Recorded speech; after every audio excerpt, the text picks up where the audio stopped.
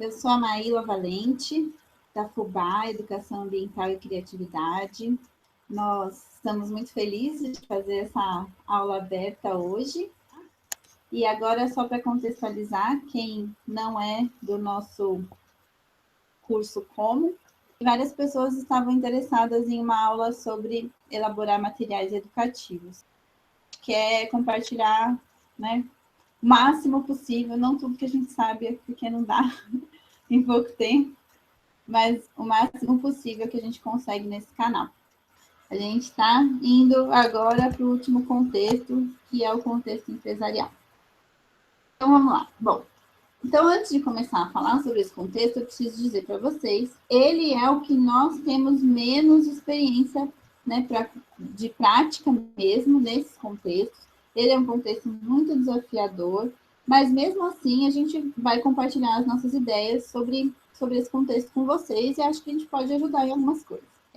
Então, primeiro, a gente precisa pensar, né, que existe uma variedade enorme de empresas e que cada uma delas, a situação vai ser mais ou menos favorável para se desenvolver ações de educação ambiental, né? Então, é difícil também a gente falar aqui de um contexto de forma geral, porque cada empresa vai ser uma empresa. E uma situação, né, bastante difícil, que eu acho que quem for trabalhar nesse contexto pode encontrar, é que muitas vezes essas empresas estão associadas a algum impacto ambiental. E aí fica bem difícil pensar no conteúdo que não fale contra a própria empresa. E é por isso, né, e aí nesse caso, o trabalho de educação ambiental pode ficar limitado.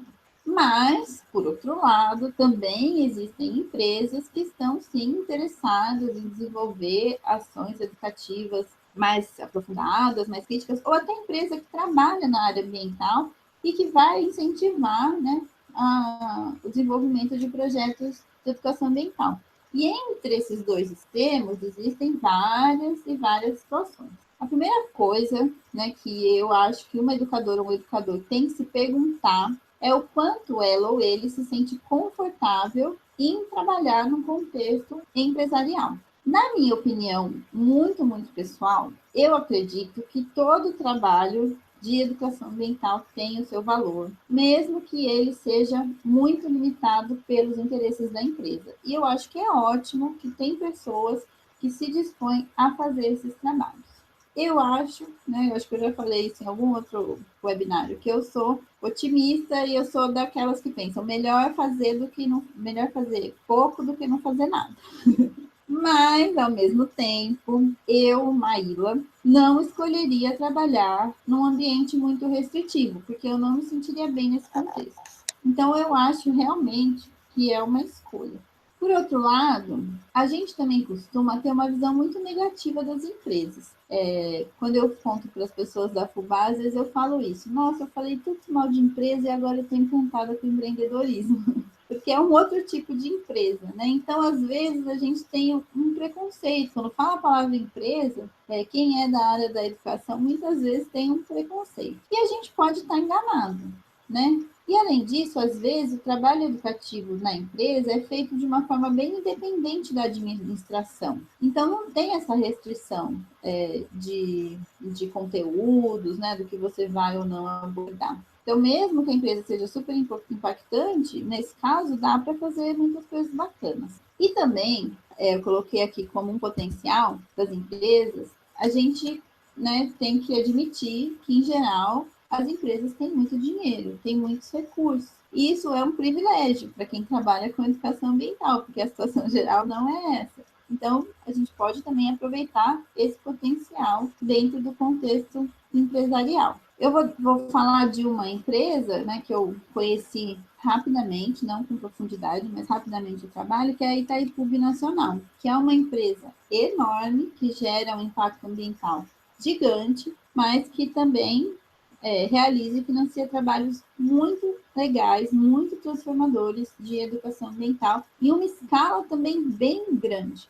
Então, né, eu acho que a gente sempre vai ter desafio e potencialidade em qualquer contexto. Talvez o contexto empresarial não seja tão amigável para nós que queremos trabalhar de uma forma mais crítica, mas ele pode ser sim. né? E a gente pode identificar os potenciais daquele contexto e usar isso a favor da nossa ação educativa, né?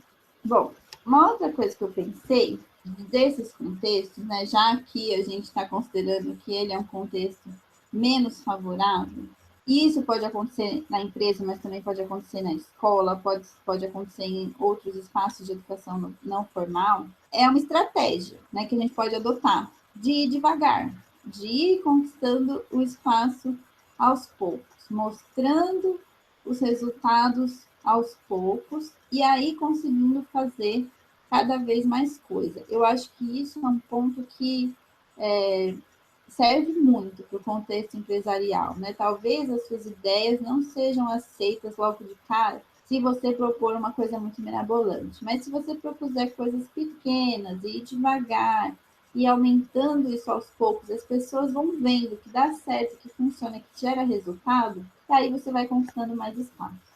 E se alguém está passando por essa situação, eu vou recomendar aqui, vou tentar copiar o link aqui para vocês, o nosso episódio da Rádio Fubá com a professora Elza, porque ela fala isso, ela faz um trabalho de educação ambiental na escola, e ela fala que ela teve esse processo de ir conquistando as pessoas aos poucos e conseguindo espaço, e ela inclusive ganhou um prêmio pelo projeto que ela desenvolveu na escola. Então, quem tiver, né, nenhum contexto desfavorável e tiver meio desanimado ou desanimada, ouve o que a Elza falou lá no episódio da Rádio Fubá, que eu acho que pode inspirar.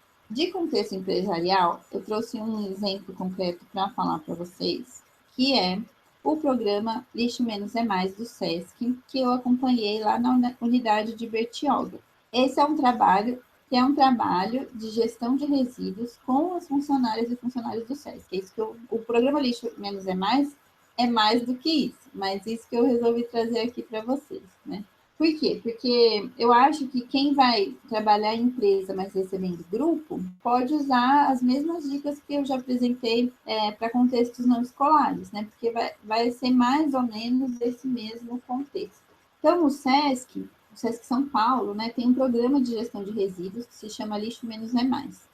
E a proposta deles é destinar corretamente os resíduos das unidades do SESC e também trabalhar com o consumo consciente. Nesse caso, o consumo consciente também aparece bastante. Então, é um projeto que envolve gestão ambiental e educação ambiental.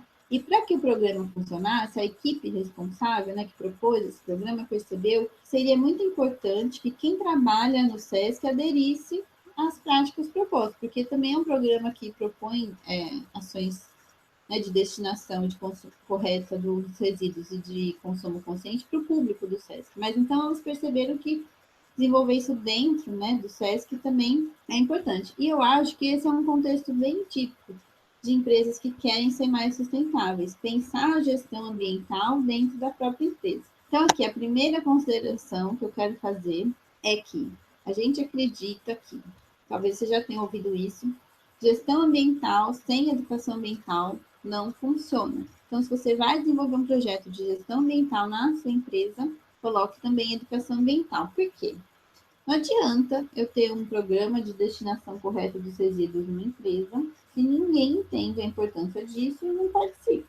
Mas também a educação precisa da gestão ambiental, porque também não adianta ter pessoas querendo dar a destinação correta dos resíduos dentro da empresa, mas não ter um programa de coleta seletiva, por exemplo. Então, essas duas coisas têm que andar juntas e isso é muito importante.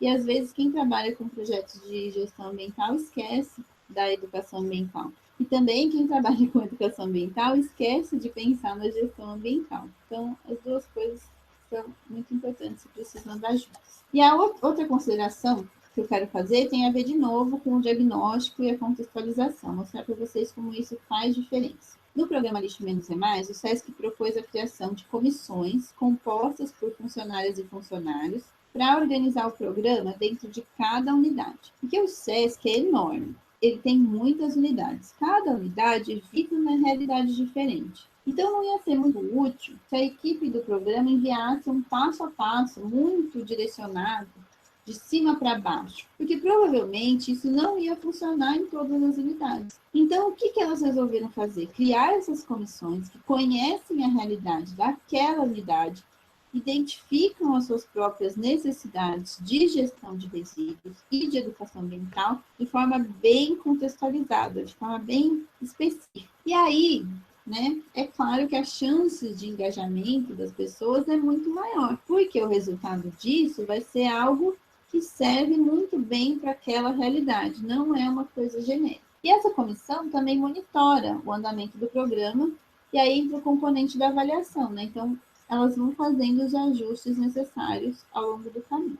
E um outro ponto aqui que eu coloquei no contexto das empresas, porque eu acho que é muito importante aqui, mas vale para todos os outros, é a importância de divulgar os resultados das ações educativas. Isso quer dizer, mostrar para as pessoas que os esforços que elas estão fazendo, por exemplo, nesse caso, adotar o hábito de separar o lixo dentro da empresa, está valendo a pena. E claro, né, que para isso também precisa cuidar para que os resultados realmente aconteçam, né? Se as pessoas estão lá separando o lixo, uma coisa que elas não faziam antes, que agora elas resolveram adotar, e aí elas veem que o caminhão de coleta seletiva mistura tudo com o lixo orgânico e manda tudo para o aterro sanitário, elas vão ficar muito bravas, né? Por que ela vai se esforçar se não está tendo resultado? Então, além de cuidar para os resultados acontecerem, divulgar esses resultados, mostrar que realmente esses resultados acontecem. E aí, para mostrar esses resultados, materiais educativos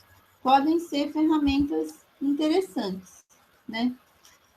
Especialmente se forem criativos. E aqui, antes de mostrar dois exemplos para vocês, eu achei importante falar um pouco sobre a comunicação nos materiais educativos. Na empresa, o ritmo de trabalho é muito acelerado, geralmente, né? Então, o tempo é um recurso muito escasso. Por isso, a comunicação precisa ser rápida, precisa ser clara, precisa ser objetiva, precisa ser concisa. E, ao mesmo tempo, ela precisa chamar a atenção das pessoas. Eu acho que a gente está acostumada já com esse tipo de comunicação, porque ela é a comunicação que acontece na internet. É uma comunicação rápida, que chama atenção, né, que briga pela sua atenção, inclusive, mas a verdade é que fazer isso de forma eficiente é difícil. Quero dar um último exemplo sobre o programa Lixo Menos é Mais, que mostra que, de novo, a contextualização pode funcionar muito bem, também para adequar a linguagem. Então, por exemplo, no programa Lixo Menos é Mais, os adesivos das lixeiras da coleta seletiva, elas indicam os resíduos que normalmente são encontrados nas unidades do SESC. Sabe aqueles adesivos que eles colam na lixeira, né? Que os tradicionais são papel, vidro, metal, plástico. O SESC resolveu fazer diferente. Primeiro que eles só dividem de coleta seletiva e resíduos orgânicos, né, que faz mais sentido, porque a coleta é feita dessa forma. E, além disso, quando na explicação do que vai em cada cesto, em cada lixeira, está escrito coisas que tem no SESC, que as pessoas encontram lá e que vão ter que jogar. Então, sabe aquela dúvida que você tem na frente do lixo? Esse adesivo evitou isso. Como? Contextualizando, né? Então, de novo, mostrar no material de comunicação, né, que a gente pode considerar um material educativo, mesmo sendo rápido, mesmo sendo objetivo, pode facilitar o engajamento do público. E agora, de exemplos, a gente resolveu mostrar para vocês alguns exemplos da Fubá, porque eu não tenho aqui exemplos concretos para mostrar de empresas, né, de outras empresas.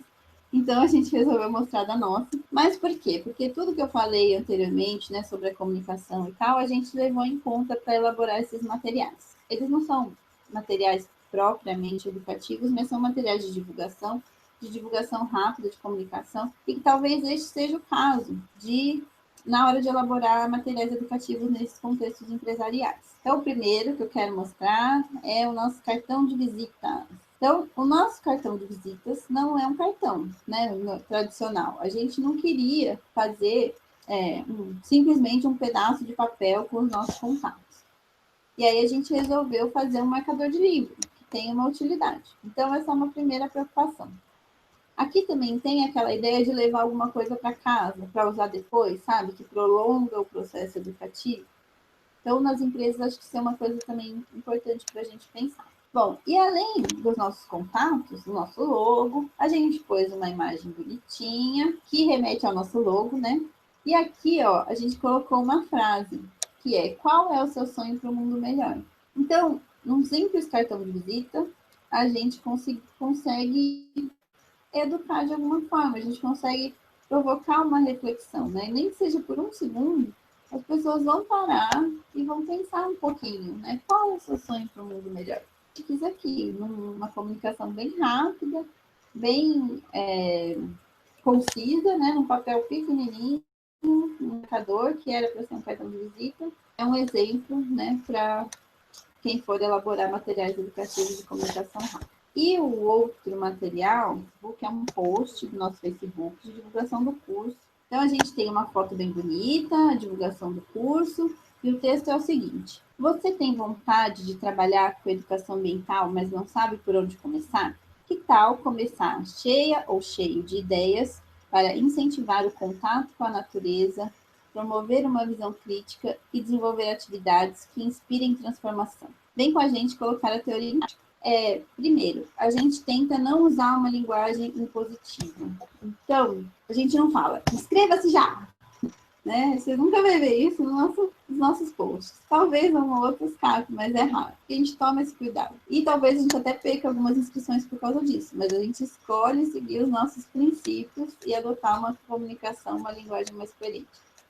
Mas para essa comunicação, que ainda é rápida, ainda é curta, ainda é objetiva, né? Tem um objetivo direcionado, a gente consegue fazer uma pergunta e ainda mostrar para as pessoas o que é importante para a educação ambiental. A gente consegue ensinar um pouquinho para as pessoas, mesmo que elas nunca vão, né, participem do nosso curso, elas conseguem ver, por exemplo, o contato com a natureza é uma coisa importante para a gente usa linguagem não sexista, que compartilhar experiências é uma coisa importante para a gente. Então, quando elaborar um texto, um material assim, de comunicação rápida, esses cuidados também podem estar presentes.